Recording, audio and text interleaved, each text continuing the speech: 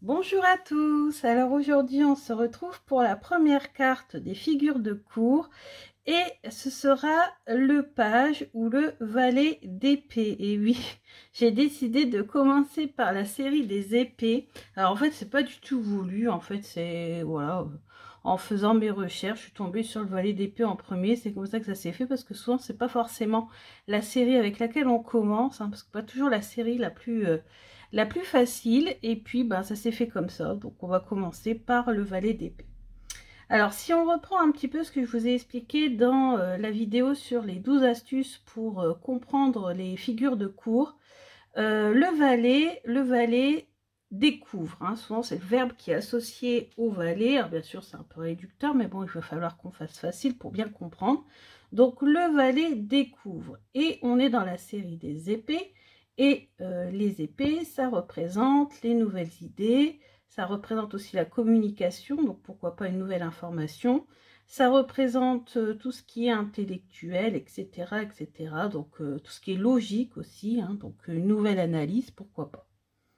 Alors moi, je fonctionne comment? Je fonctionne en étudiant d'abord les symboles, puisque comme je vous ai expliqué dans la vidéo sur les 12 astuces, pour comprendre le tarot, le Rider-Waite-Smith, il faut comprendre que toute la philosophie sacrée, en fait, la philosophie de Waite et de Pamela Coleman Smith, toute cette philosophie est dans le tarot, mais de façon symbolique. Donc en fait, pour bien comprendre les symboles, et en plus comme Pamela, c'est une décoratrice de théâtre, elle a fait son tarot comme une scène de théâtre, donc il faut vraiment analyser tous les détails, la posture des personnages et tous les symboles qui sont autour. Et en faisant cette recherche, alors je n'ai pas utilisé qu'un seul livre, forcément.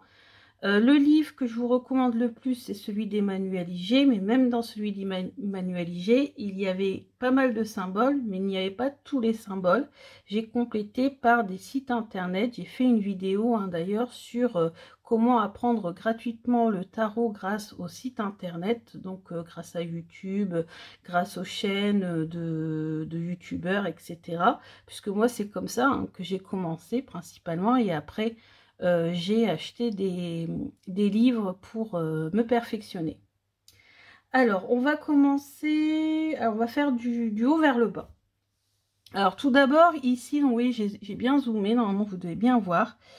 Ici, tout en haut, on a 10 oiseaux. Ces 10 oiseaux, en fait, représenteraient les différentes idées qu'a le personnage, en fait, dans sa tête. Ça veut dire que les idées peuvent très bien se bousculer dans sa tête. C'est un personnage qui ne porte pas de chapeau.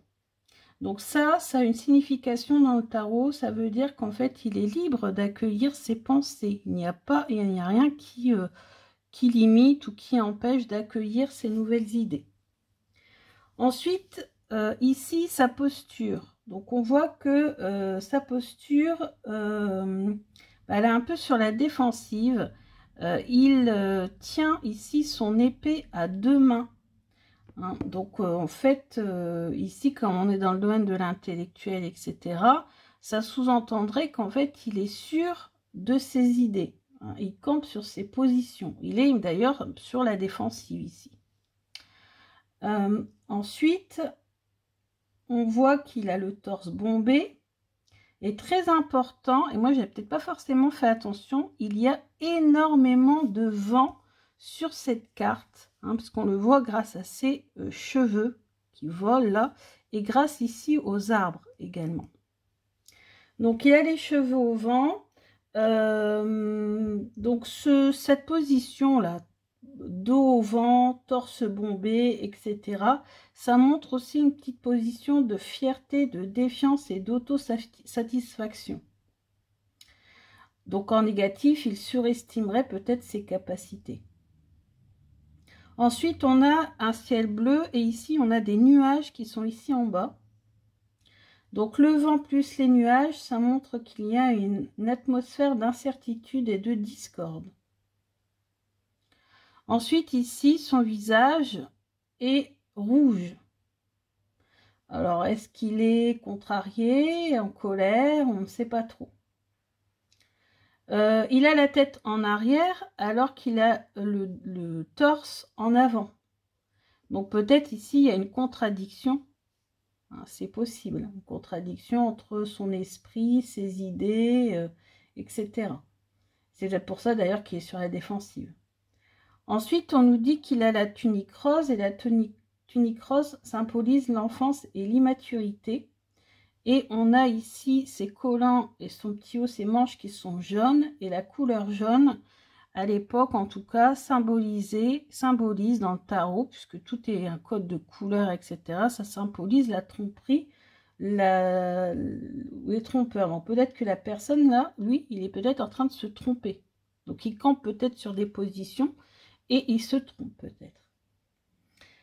On verra ça mais en comparant avec les autres cartes, mais contrairement aux autres figures d'épée, il n'y a pas de papillon, parce que vous verrez que le cavalier, la reine et le roi, quand on les étudiera, on a des papillons qui représentent la métamorphose, l'évolution.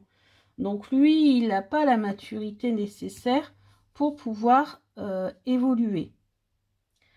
Donc, en positif, quand on a le valet d'épée, ça veut dire qu'en fait, c'est une personne qui est perspicace, qui est hardie, qui est loquace, qui est vivace, qui a une communication très facile. Par contre, en négatif ou en blocage, ça pourrait dire qu'il est bavard, il peut être arrogant, il manque de sagesse en fait. Il parle pour parler, il parle trop. Donc on est dans les épées, hein. Les épées c'est beaucoup la communication. Alors si on était ce personnage, on penserait quoi? Bah ça serait du genre, bah moi j'ai raison et j'ai montré que j'ai raison. Si on le fait parler, il serait capable de dire bah oui, mais moi j'en suis sûre, c'est comme ça et pas autrement, t'es bête. Voilà. Et comment pourrait-il agir? Bah, il pourrait parler facilement et être très agile d'esprit, parce que ça c'est vraiment côté positif. C'est quelqu'un d'extrêmement intelligent. Alors, où on peut le rencontrer, ce valet d'épée? On peut le rencontrer dans une bibliothèque, un laboratoire, en voyage, ça peut être un inventeur. En tout cas, le valet, c'est une personne qui est plutôt jeune, mais comme je vous l'ai dit, ça peut très bien être une personne mature, mais dans cette idée de voilà, d'avoir ses propres convictions et de parler finalement facilement, peut-être même trop parler. Donc c'est pas une question d'âge, c'est pareil, ça peut être un homme comme ça peut être une femme, peu importe. Deuxième partie de la vidéo, avec ces vidéos de découverte des personnages, c'est vrai que je ne voulais pas expliquer, il y a 3 parties. La première partie c'est l'étude symbolique, donc les différents symboles que l'on voit. Et puis ensuite, je vais vous expliquer, donc si on tombe sur cette carte avec une question sur le travail, sur la santé, etc. etc. Donc, j'ai quand même encore quelque chose à dire. Non, je n'ai pas parlé des arbres. Ici, les arbres, vous voyez, c'est pour ça qu'on voit qu'il y a beaucoup de vent. Pareil, vont dans cette direction, vont vers la droite, alors qu'ils regardent vers la gauche. Donc, il va vraiment à contre-courant, on pourrait dire ça comme ça. Donc, ça, c'est pour les symboles. Maintenant, si on tombe sur cette carte, si on pose une question, par exemple, ça peut représenter une personne qui est en train de réinventer le métier, c'est-à-dire il va arriver dans une entreprise. Alors en positif, il va avoir des nouvelles idées, donc il va peut-être même voilà, réinventer, refaire les choses de façon plus intéressante, de meilleure façon. Dans un sens négatif, ça peut être quelqu'un, dans un sens négatif, ça peut être une personne qui va justement arriver en disant qu'il sait mieux que les autres, qu'il veut tout refaire. Voilà, donc le conseil, c'est dans le domaine du travail, c'est faire une étude de marché, c'est voilà, acquérir plus d'expérience avant peut-être voilà, de trop se montrer, on va dire ça comme ça. Ça peut être rédiger aussi un CV. Puisqu'on est dans la communication, communiquer sur ce qu'on sait faire. Si on pose une question dans le domaine de l'amour, c'est une personne qui n'a pas froid aux yeux, c'est une personne qui va être joueuse, taquine, peut-être même immature, hein, forcément c'est un valet. Beaucoup de choses à apprendre, beaucoup de choses, peut-être du savoir-vivre, des choses comme ça. Après, ça peut vouloir dire qu'il est peut-être temps aussi de se retirer, d'examiner la relation. Ouais, se mettre un petit peu... voilà. Dans le cadre de l'argent, si on pose une question sur les finances, là, c'est une carte qui nous dit qu'il faut prendre des risques et que ces risques seront parfois payants ou non, ça dépend. Mais en tout cas, on nous parle de prendre des risques. Et puis aussi, on a un défi par rapport à l'argent. Dans le domaine de la santé, ben, en fait, il faut étudier l'ensemble de la situation et il faut tenir compte des avis médicaux. Si par exemple, on fait des études, ça nous conseille d'analyser toutes les options possibles, de faire le point. Et puis en spiritualité, ça peut nous parler de rigueur intellectuelle, de discipline pour adopter une nouvelle façon de voir les choses. Et dans le quotidien, ça peut nous dire qu'il faut savoir dire les choses clairement et de façon déterminée, ou faire une déclaration, ou lire les journaux, par exemple. Là, on est dans la situation du valet d'épée. Troisième partie de la vidéo, on va comparer avec les différents jeux que je possède, enfin les principaux, ceux que j'aime beaucoup, pour comparer un petit peu. Là, on a, hop, je les mets autour.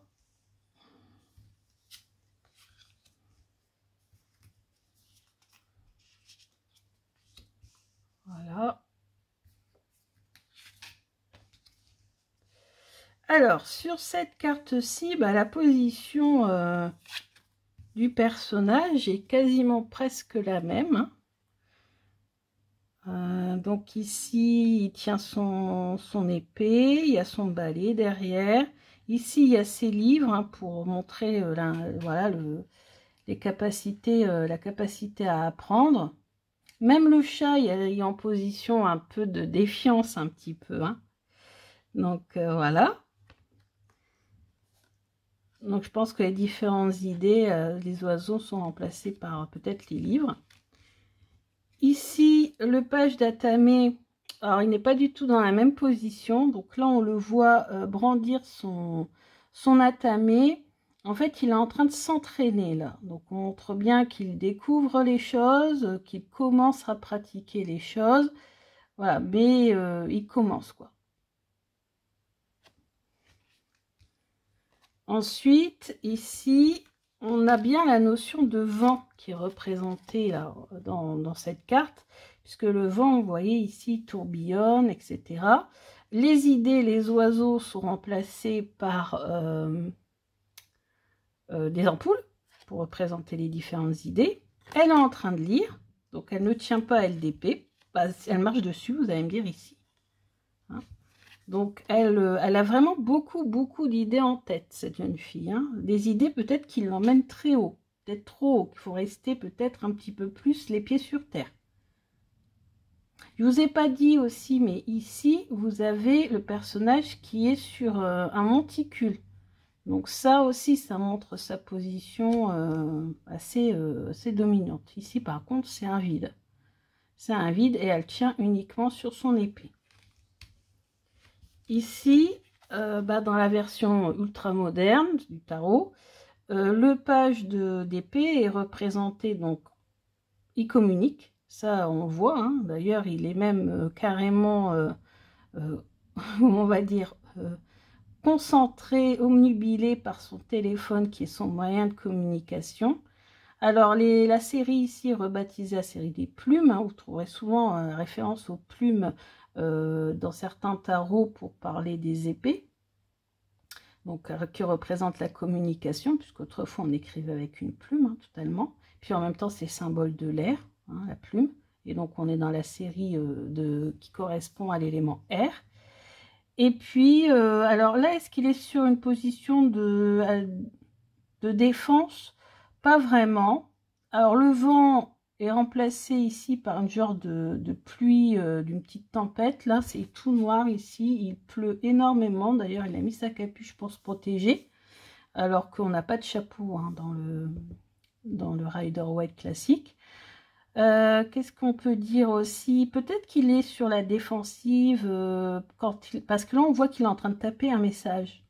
On ne voit pas le message, mais on peut imaginer qu'il est sur la défensive, qu'il est en train de répondre à quelqu'un hein, qui l'a peut-être attaqué et est peut-être en train de dire ce qu'il pense. Puisqu'on voit quand même qu'il n'a pas l'air très joyeux ce garçon. Ensuite ici, dans le Cosmic Sickle Tarot, le page d'épée est représenté par une skieuse. Alors, ce qui m'interpelle, c'est quand même son regard. On voit qu'elle a un regard quand même de ouais, surveille. Elle est aussi sur la défensive. Hein, donc, voilà. Mais là, on n'a pas... Alors, on a un peu de mouvement ici. On voit que ça va vite. Hein, elle patine très vite. Hein, donc, ça doit être la référence au vent. Mais voilà, après, on n'a pas les autres éléments que l'on voit sur le Rider Waite classique. Mais voilà, c'est une fille qui est sûre d'elle, sûre de ce qu'elle pense, de ce qu'elle fait. Elle est sûre qu'elle va réussir.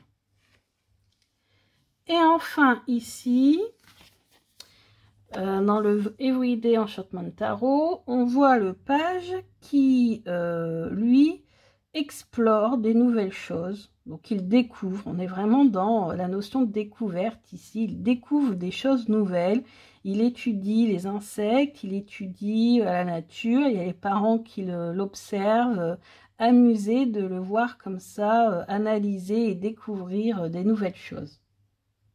Donc on a vraiment la découverte ici. Alors on va aller voir plus précisément avec les guidebooks. Ici, magie, le tarot de la magie verte et ici le Light Seers pour voir un petit peu ce que les créateurs en disent. Alors, page d'épée.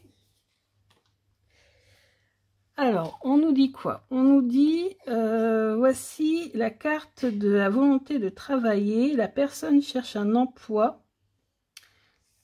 Bah, je suis dans les baguettes, excusez-moi.